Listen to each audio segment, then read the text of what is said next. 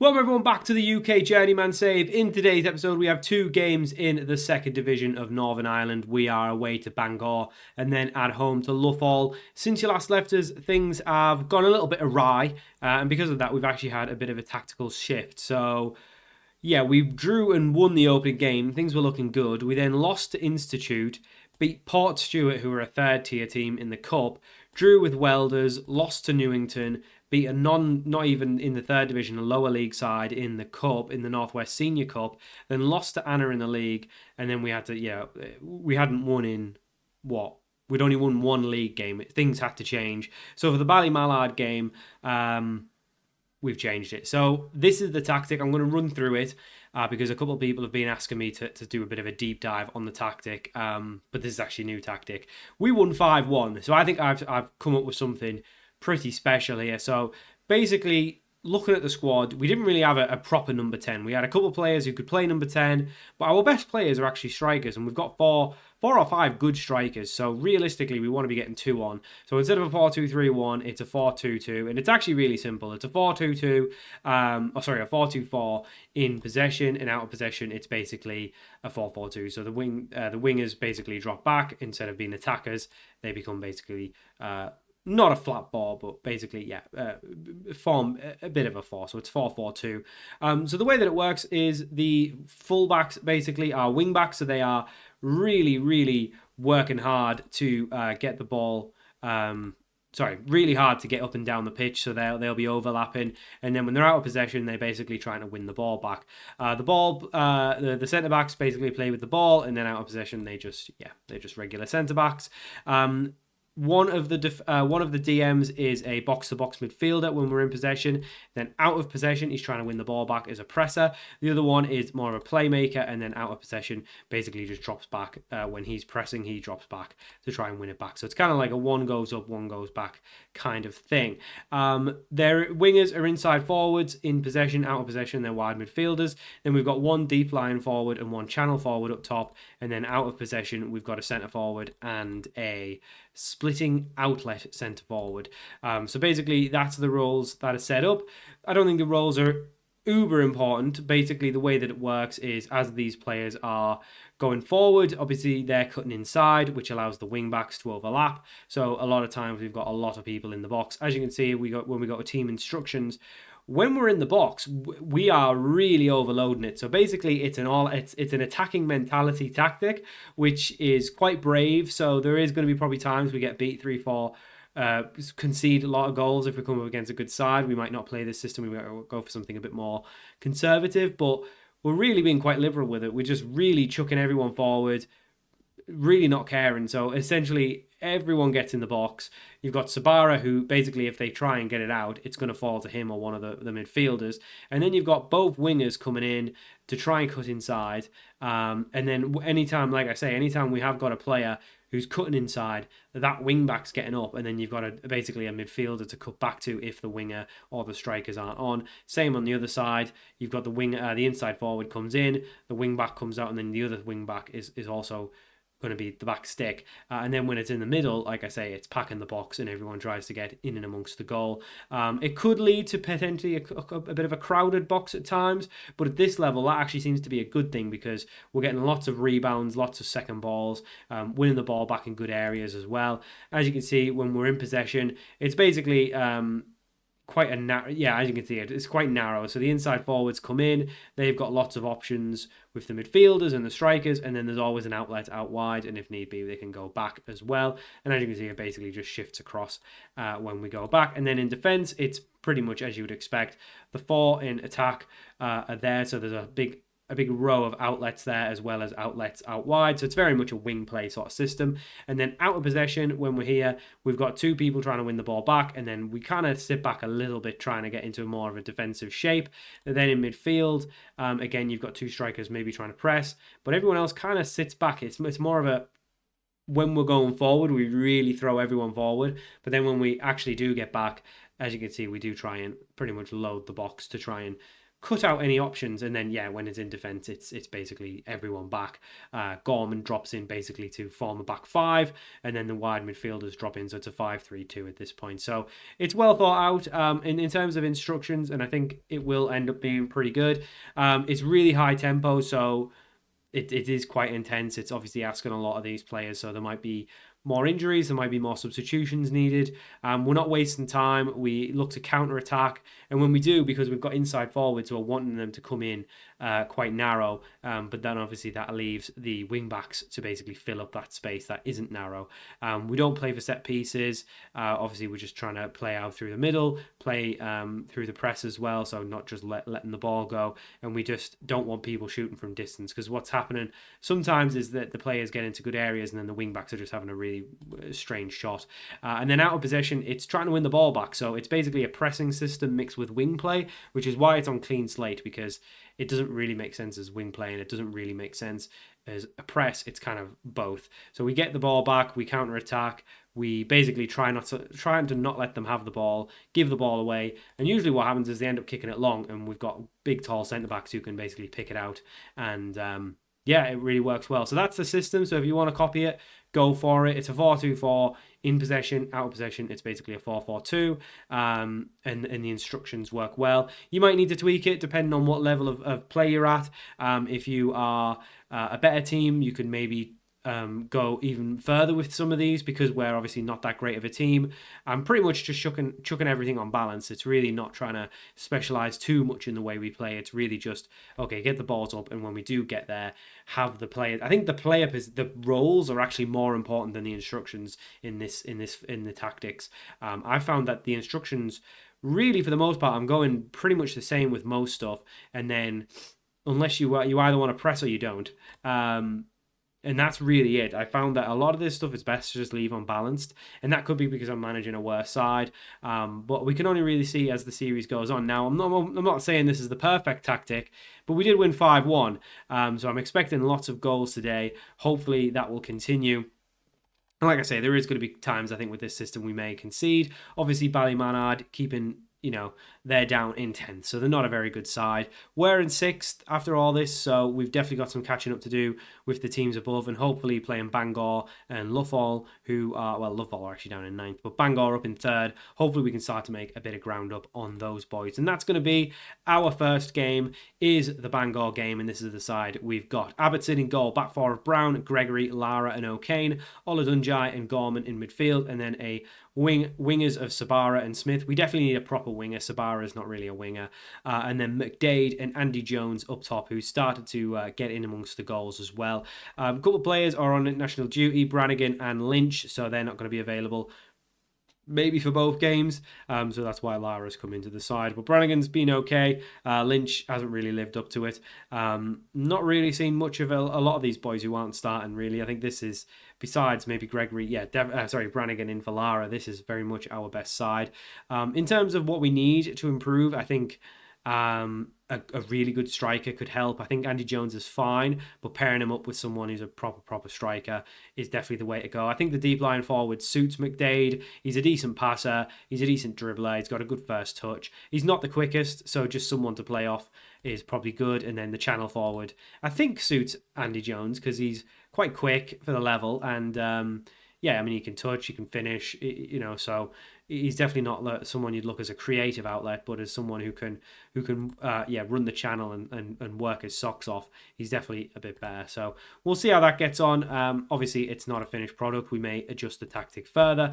But for now, I think this is very much a very good tactic. Obviously, like I say, we've only played the one game, but it was a very good result, and so good that I wanted to show you, because a couple of people have been asking in the comments, can we see the tactic fully, or can you show us the tactic a bit more? So I wanted to show you the tactic, but obviously I've changed tactics, so I can't show you the old one.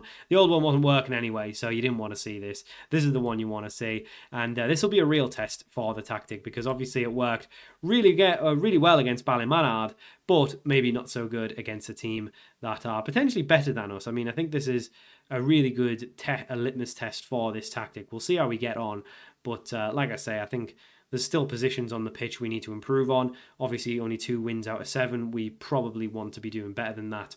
We want to be going for promotion this year. Obviously, the board were happy. I feel like boards are quite generous this year, of what I've noticed. The board really only wanting us to get top half, which is good. But yeah, I think boards are potentially quite generous. And that's a big ball up to Sabara. Really poor defending from them. No one picking up, and this is what I like. Look at all those players in the box, and that's exactly what we want. Sabara, easy ball in, McDade finish. And this is what I found is the best goal. Just getting players dribbling, getting them in behind, and crossing that ball in the centre, and trying to get that to work on wing play is really hard. What I've found is you have to have the right how do I word it? You have to have the right player roles. And I also think 2 strikers really helps, because you've got basically 2 options of someone to pass to. What I've noticed a lot of times when you play with a 1 and a 10 is that striker tends to get crowded out a little bit when he's just on his own, whereas when there's 2, there's always a little bit more space for him. So you do probably sacrifice a little bit in terms of control, so this might not be something you would want to play with Arsenal, for example. But for a lower league side, where a lot of your goals are going to be on the counter, a lot of your goals are going to be, Dale Gorman with the free kick, 2-0. When you've got, that's a lovely little dance from Gorman as well. Yeah, when you've got, I guess, a team that maybe aren't going to control the ball, and I think we tried to do that at Brickfield, try and really control games. It's really hard at this level because the players are no good, and as you could see from that, Lara, with all the time in the world, just heads it straight back into their players. But I mean, yeah, it's definitely better to be quick and move the ball quick and just try and get good quality balls into the box, and they're probably trying to do the same here. Bangor play it short. It's a decent effort, but it has gone over the bar. It remains 2-0 to LIMAVADY. And like I say, this I think is a better tactic. And I think XG-wise, you maybe don't even do as well, but you tend to create better quality chances. And I don't know how accurate the XG thing is in this. I definitely feel like, from what at least I've seen in the match engine so far, playing this system, you don't create as much, but the chances you create are much, much better. And that is a very, very good half of football. And I think, like I say, this is going to work. I think we've stumbled upon, well, not stumbled upon it, it's obviously taken a lot of thinking, but we've came across something that's quite good and really suits us as well. Obviously there's a whole heap of different ways of setting your team up, and I think the best thing you can do a lot of times is just look at your squad and just decide, okay, even though I want to do a 4-2-3-1, do I have the players to suit that? Who are my best players? What's my abundance of players? Well, I got 4 strikers. There's no point me doing a 1 striker system. And then you start to think, well, what do we need to do with the tactic? Well, we need to, get the ball out wide. We've got quick wing backs as well, so they suit being wing backs. And we've got tall centre backs, so if we press them at this level, they're probably just going to try and kick it long, so they can win the headers. And it seems to be working. It's kind of I wouldn't say it's like Leicester 15-16, but it's about as close as you can probably get in Football Manager. The idea being you play out wide, you've got fast players in the wide positions. You get your fullbacks high. I remember Fuchs and that lot, Danny Simpson were definitely getting up high. And then you've got quality wingers to get good balls in the box. Sabara, how was he missed? How was he offside? I don't know how he was offside. You've got quality wingers like Mahrez and things like that to get good balls in, and then you've got basically destroyers in the middle to try and win the ball back. And you've got your big centre-halves like Hoof and Morgan, obviously destroyers in midfield like Kante and Drinkwater. So, yeah, I think that basically it's kind of a Leicester-style system, and then obviously they didn't play with 2 strikers. Or did they play with 2 strikers? I can't remember. It might have been 2 strikers, because I remember Vardy and Okazaki and even Ujoa were really key in that time. But I think it's not an exact Leicester tactic, but it's pretty close. And I remember that working obviously really well for them that season, and it seems to be working for us as well. And like I say, I do think potentially if you tried to replicate this at Real Madrid or something like that, it might not work, because I think playing such a high block and really leaving not too many people back, I think if you played a really good side who can probably play out from the back, they would easily, because we're trying to press and we're not leaving much back. Oh, that's brilliant from Brendan Smith. He's an unbelievable player. He's been so good, way better than when we had him at Brickfield as well. So whatever he's been working on at Boston has been doing him a treat, because he's been brilliant. Right, 10 minutes ago, 3-0 up. We'll make a few make a few subs, bring some players on who probably need a bit of game time because their fitness is not looking too sharp.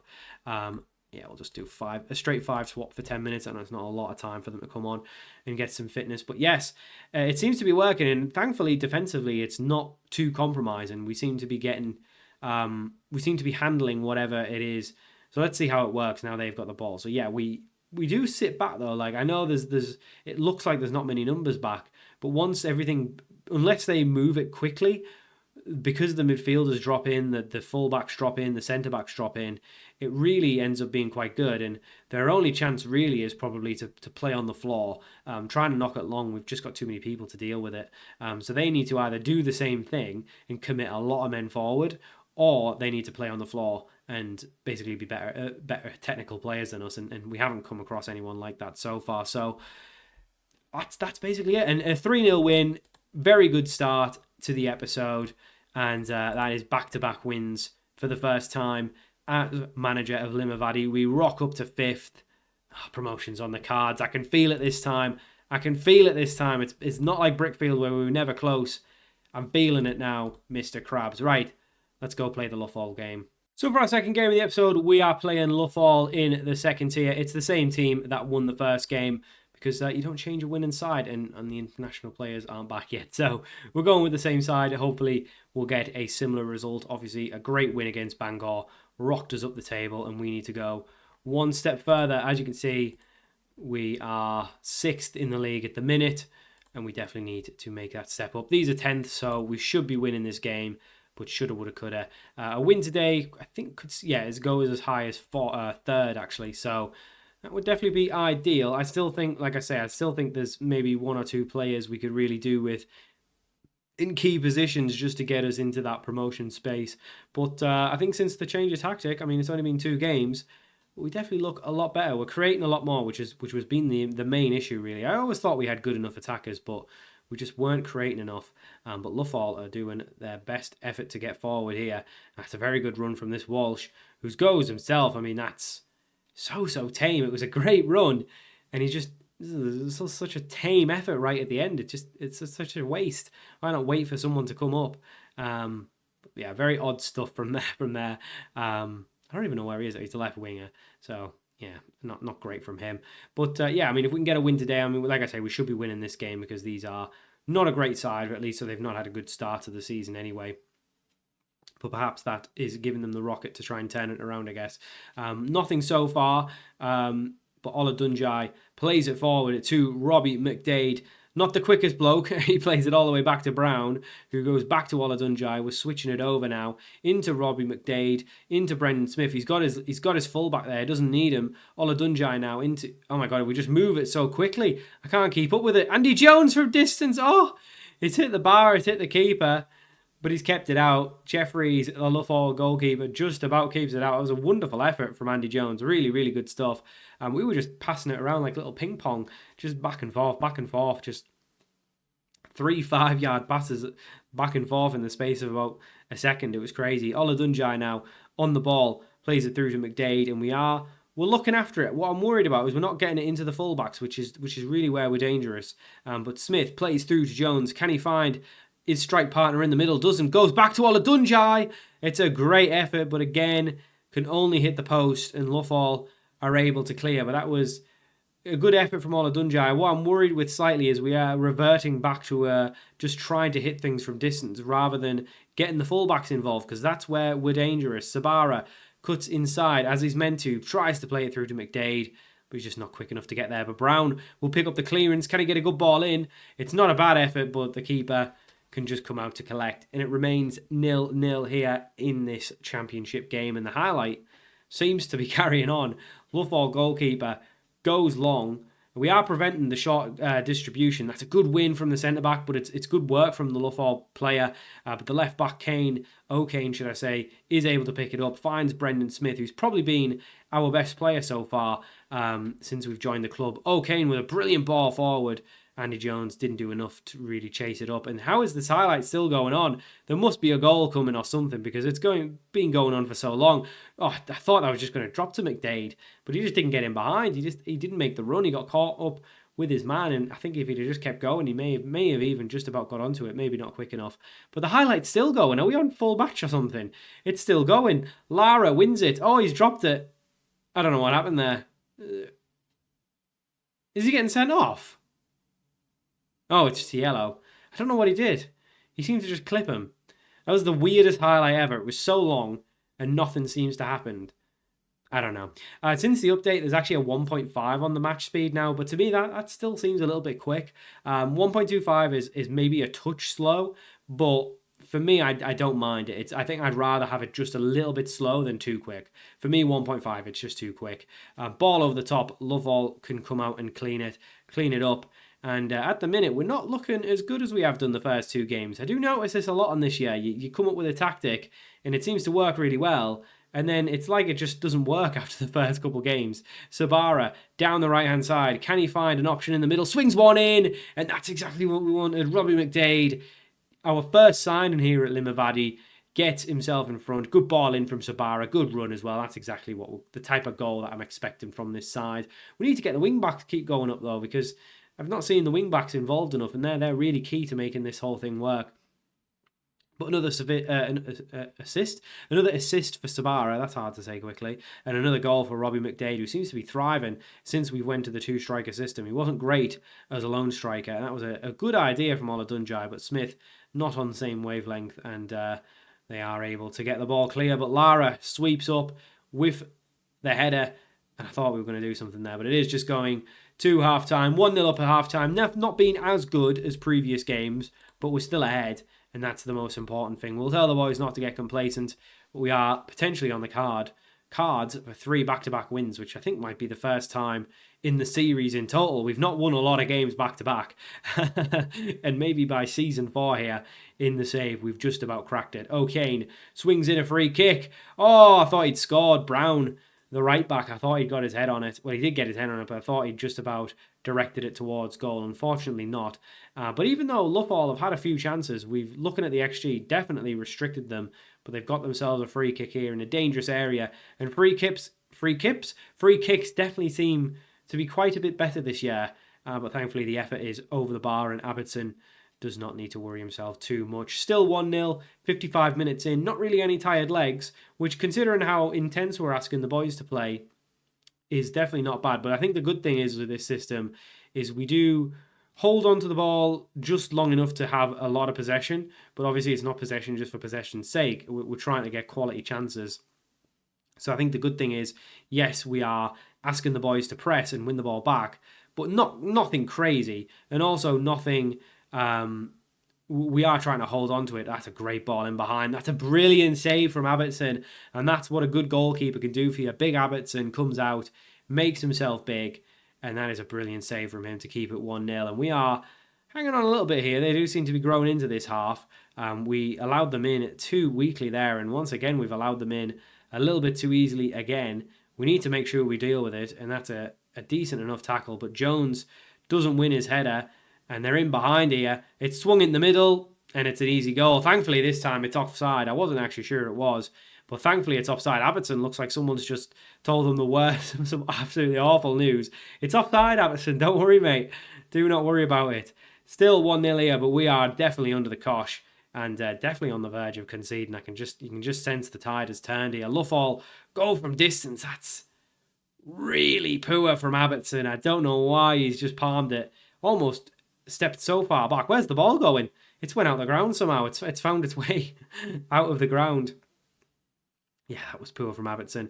We could definitely do with a second goal here just to confirm the win, because we are on a knife edge here. Jones plays it through to Brendan Smith. Ola Dunjai finds Sabara into McDade. Oh, it's a lovely 1-2. Sabara needs to finish. He doesn't finish. It's a brilliant bit of hold-up play, and that's exactly what I'm expecting of McDade as that deep line forward, to pick the ball up and just play in his winger. But unfortunately, Sabara, not the most natural finisher, doesn't finish it off. 15 minutes to go of regular time. O'Kane standing over the corner. A set-piece goal would do me just to wrap it up, or to at least feel a little bit safer for these last few minutes. Brown finds McDade. Back to Smith, who goes first time. But unfortunately, his effort is over the bar, remains just 1-0. And I am wondering whether we should maybe go a bit more defensive now, off attacking mentality, maybe sit back and just try and see out this last 10 minutes with lots of time wasting. But I'm hesitant to change the tactic when it's worked. And that's a good ball over, and Jones will get there. He's rounded the goalkeeper, Andy Jones. That is brilliant, and that's what having a quick player, who's not the best technical player, but just having a quick player at this level, you can definitely get away with stuff like that. Lovely work from Jones. He picks up the ball. It looked like a bit of a lost cause, but he went for it anyway. Rounds the goalkeeper. And yes, that is brilliant from Jones. We'll make a few changes now with the players.